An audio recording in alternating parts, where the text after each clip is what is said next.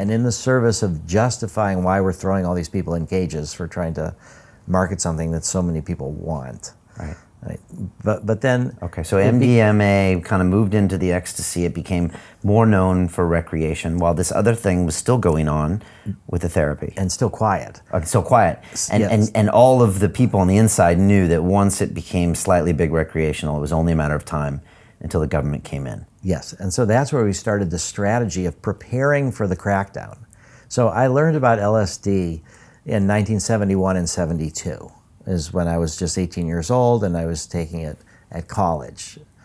And I learned about it after the backlash. So I remember going to the guidance counselor at school and saying, I'm having trouble integrating all my LSD experiences. Would you help me? And I was so lucky. I mean, I was at New College of Florida, which was very sympathetic. You know, it was a nudist colony at the pool.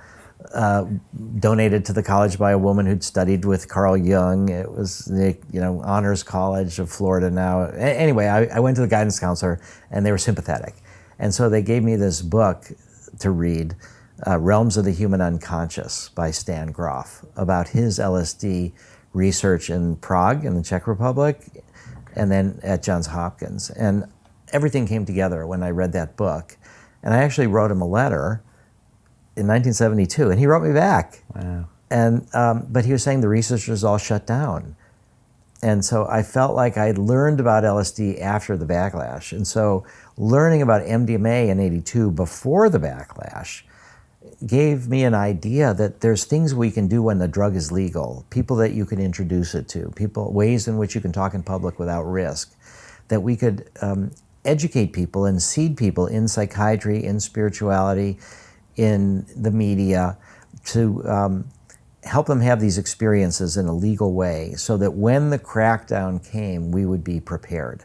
And so what happened was we even did an experiment, a phase 1 dose response safety study on Stinson Beach north of San Francisco with doctors and everybody. We kept it completely quiet. It's in the 80s. It's in the 80s, yeah. It was in '84, as a way to gather some safety data, but to keep it quiet. And then in the summer of '84, DEA moved to criminalize MDMA. Kind of as expected. As expected, and there's a 30-day comment period. They have to publish something in the Federal Register. And then once they do that, people have 30 days if you want to object. And of course, nobody's ever objected to when they do these things to criminalize drugs. Because the drug dealers don't usually put their hands up. No, but then we were able to do that. So I went to Washington and filed with just a few days left in these 30 days with major support from leading psychiatrists from Harvard Medical School, from a big DC law firm working for us for free. And I said, I want a hearing. Did you have your Harvard degree, your PhD yet? No. I was just an undergraduate at New College. You know, I dropped out for 10 years after doing LSD and went back in '82. Okay.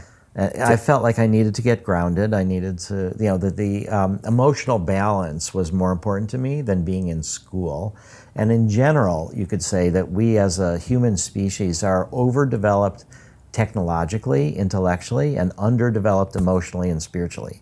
And that's why we're struggling with the technologies that we have and the weaponry that we have. And so we need to accelerate our emotional spiritual development somehow to cope with the incredible rate of technological change and the dangers that we all face as a species. And so that's where I felt, once I realized that continuing on this path that my parents had set me to go to school, that there was something more important. And the world was in flames around me. I was a Vietnam draft resistor. I was planning to go to jail, or I didn't.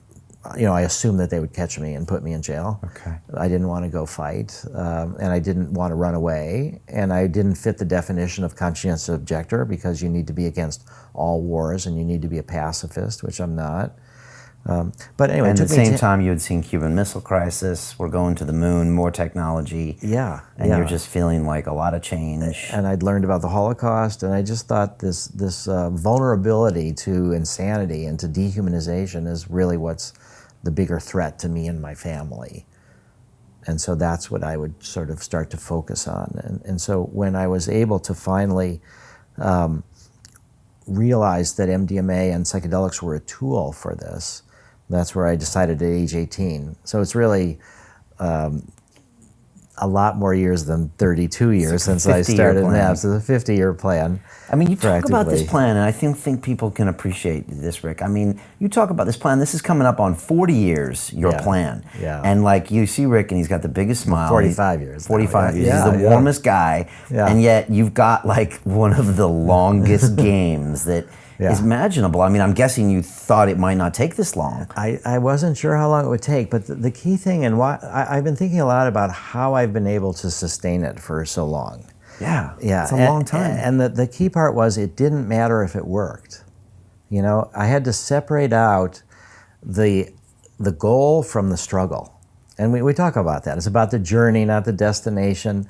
So for me, because there was so much opposition, and because I thought the world is nuts and the survival, you know, depends upon us developing these tools for emotions and breaking multi-generational traumas and helping people not dehumanize others. I just felt like this was the best thing I could do with my life. Right. And regardless of the goal. Regardless of if it ever worked or not. And so trying to find satisfaction in effort rather than outcomes.